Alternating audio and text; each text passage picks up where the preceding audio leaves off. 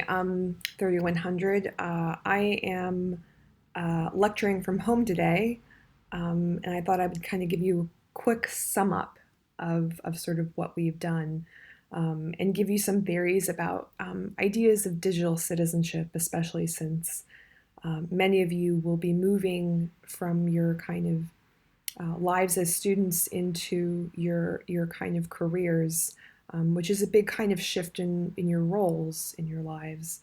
So I wanted to kind of give you some ideas of why we did what we did and how to apply it.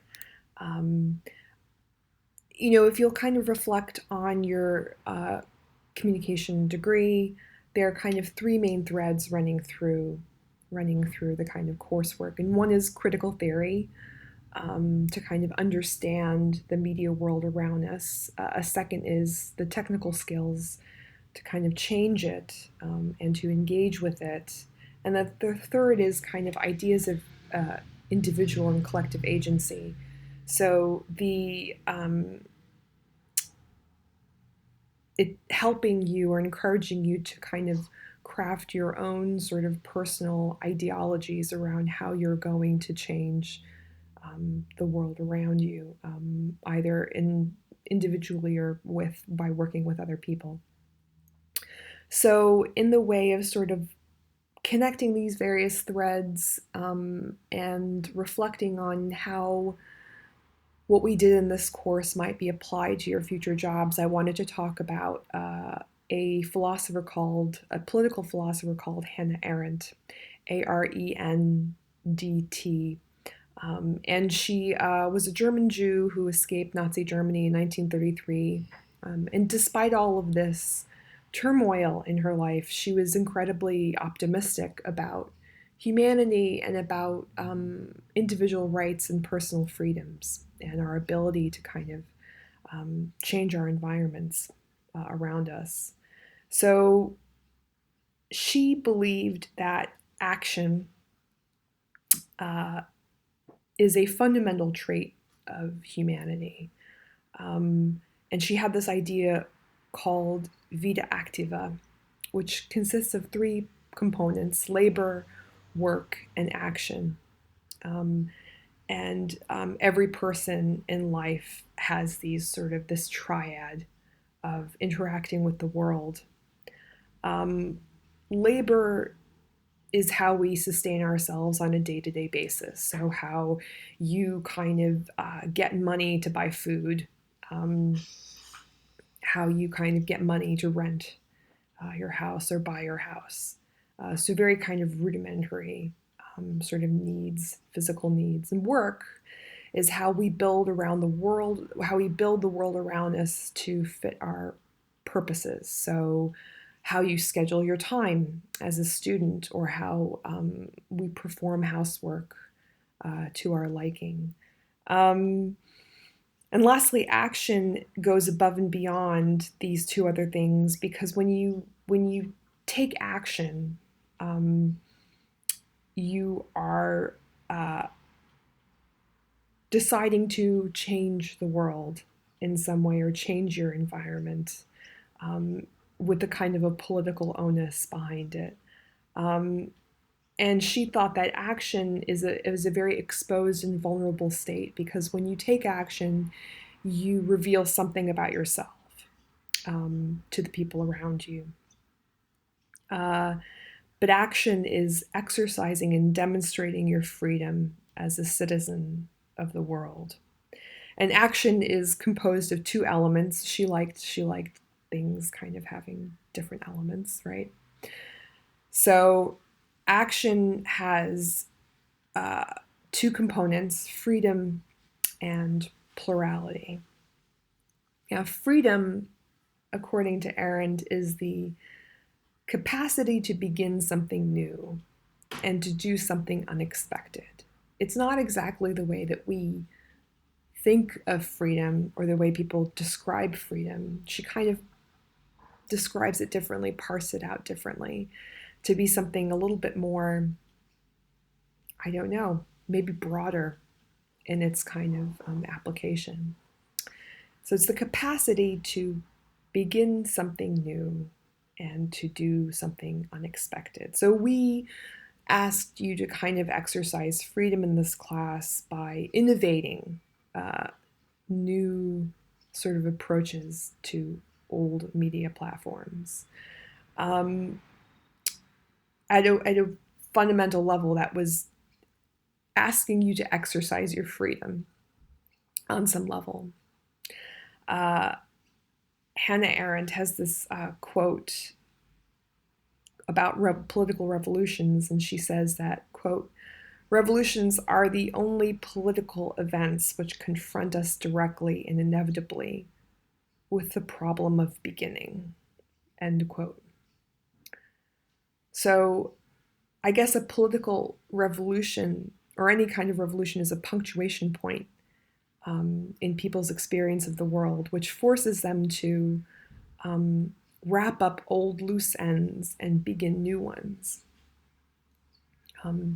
It is you could think of it as a comma or as a semicolon or as a period, but it is beginning a new sentence in life, and that speaks to this capacity of freedom, because in order to have a political revolution, it's seizing the rights to start anew, to hope for a new beginning. There's something inherently optimistic about revolution. And the second element having to do with action is plurality. So plurality is working in a group, because you can't really begin something new alone, or without the presence or acknowledgement of other people. You need to begin something new in concert with other people. And while some of you might bristle at this, even if it's a solitary project, like reinventing yourself after a divorce or a breakup, you are doing that in some sort of relationship with your former partner, or in contradistinction or against your former partner, or you're doing that by making new friends. So no sort of action exists in isolation. It's always in relationship to other people. So for example, we ask you to work in groups and pairs this semester, and in order to take action to solve a problem or to approach a problem. Another way of thinking about plurality is that if you're a political candidate and you're making a speech, you're going to have to be mindful about how that speech is going to come across to the people in front of you, right? You're trying to kind of sculpt or carve a common experience in the room when you're making that speech. And this has to do with the other sort of idea that she has, is that any kind of speech, because she thinks that action has to involve speech, right? Because in order to create change, we have to articulate why we want change, and we have to articulate what that change is, and how it connects or impacts other people. And this has to be done in a public space, which she calls a polis, P-O-L-I-S. So it has to be done in a public space in which you appear in front of others. So going back to the political candidate, that candidate has to make that speech in public. At the moment, I am making a lecture to you at home, but it's on the public space that is Blackboard, as flawed as it is, right? So all kind of action involves a public space. So action involves freedom, the kind of idea of starting something new. It involves plurality, which is, its relationship to other people. And then it involves making speech or articulating speech in public spaces. And this is a inherently fragile and exposed state when a lot of your projects are kind of crafting these online spaces which are raw and which are exposed and tenuous in their connections or in their kind of abilities to form relationships between people, even though those relationships may be damaged. So there's something very volatile and naked about action.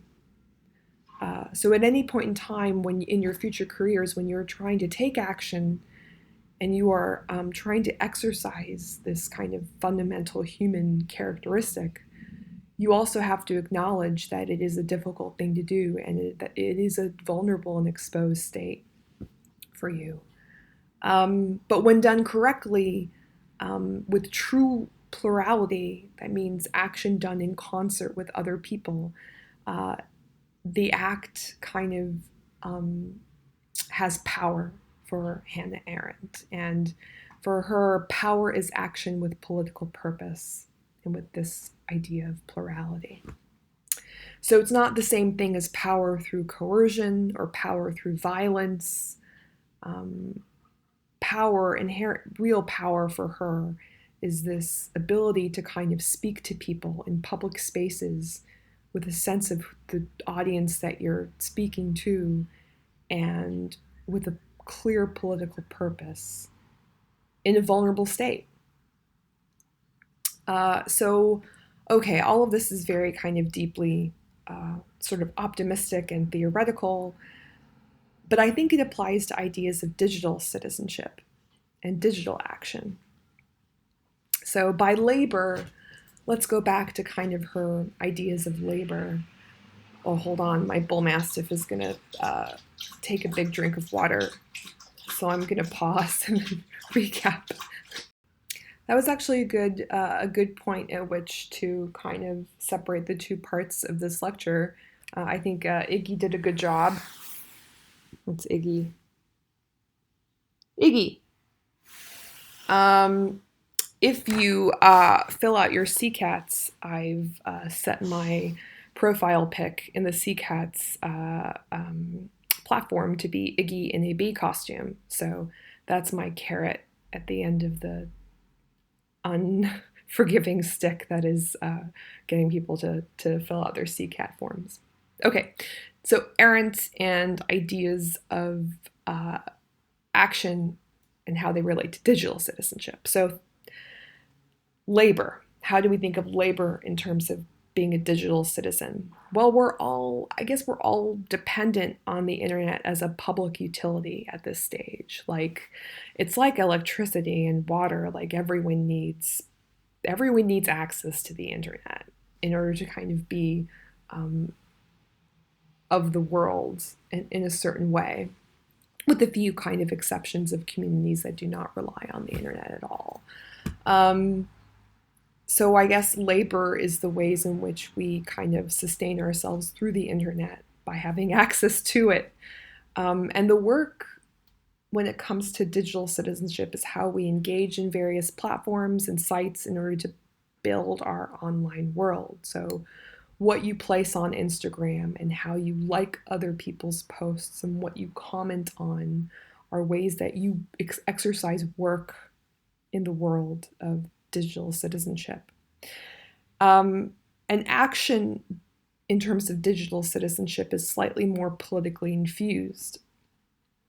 It is when it is a vulnerable condition in which you state your online viewpoint in a public space. So a polis, which is kind of everything online, right?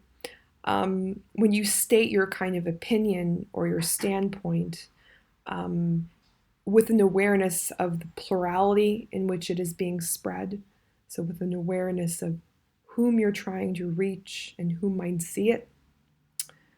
Digital citizenship, you could argue, is a human characteristic at this stage of development. And you could think about the ways that your projects exercised or were related to Hannah Arendt's ideas of action at various points. So going back to kind of ideas of action. Action involves freedom and plurality and speech in public spaces. And I think all of your projects were kind of speaking to the idea of cultivating or curating or protecting or generating those qualities.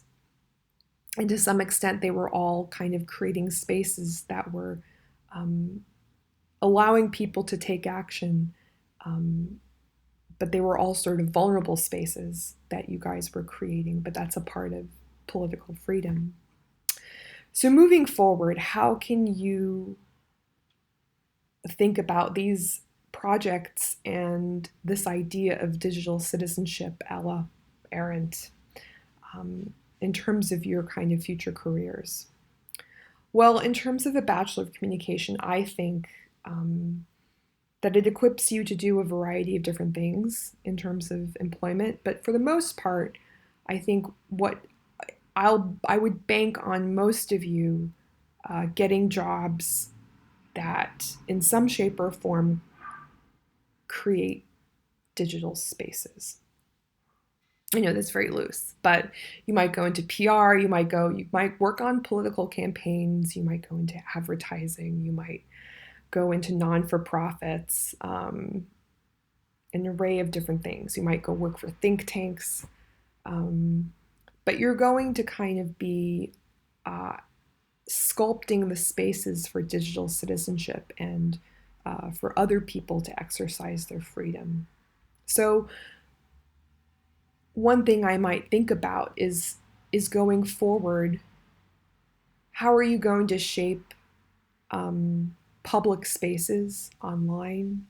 How are you going to enable users to exercise freedom and action in those digital spaces in terms of cultivating kind of pluralities of opinion, cultivating vulnerable spaces for people to kind of articulate their ideas. So that's why I think Hannah Arendt's sort of ideas are really powerful.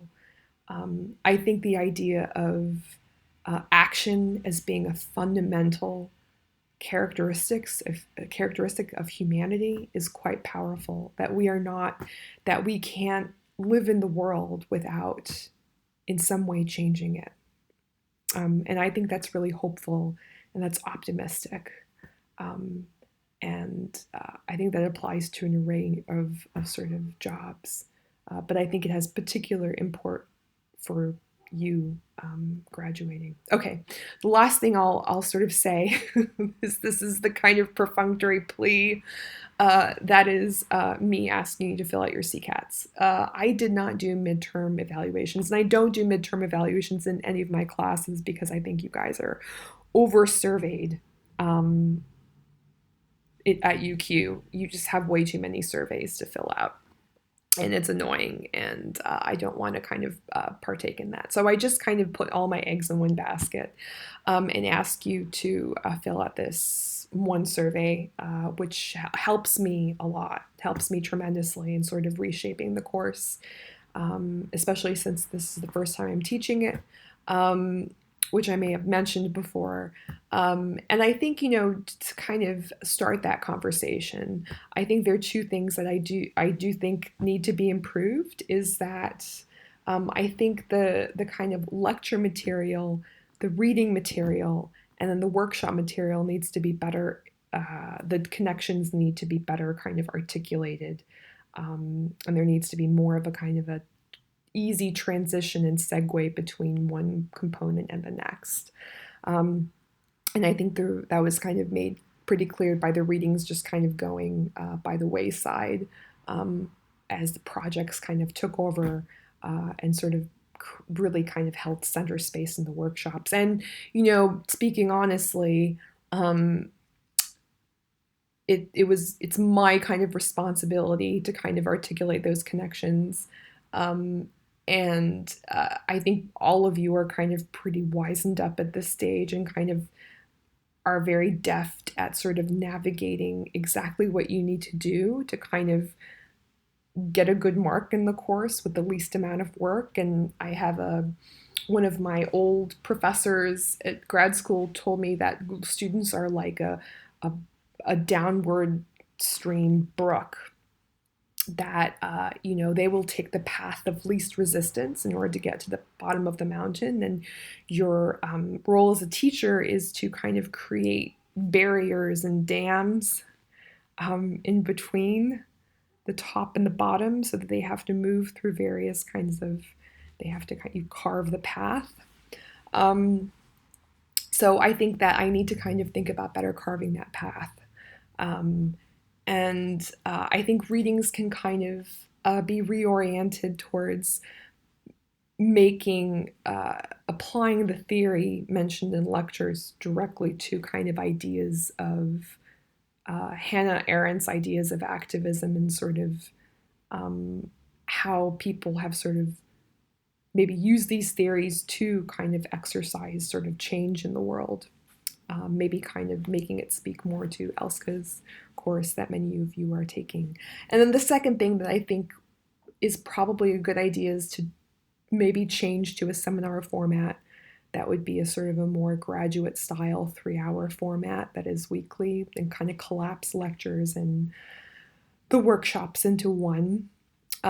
So I think those are the two things I'm thinking of, but I would love your opinion about these ideas on your CCATs. So yes, these are my final sort of thoughts about the course. And I'll see you Thursday, or you'll see Tammy today. And it was a real pleasure seeing the amazing projects that came out of this course. I really hope some of you pitch them to kind of industry, because they have, I think Tammy and I both think that they have legs. And I'll talk more in a tutorial on Thursday about how to kind of position these projects in your job portfolios. So I will see you then. Bye. Have a good summer.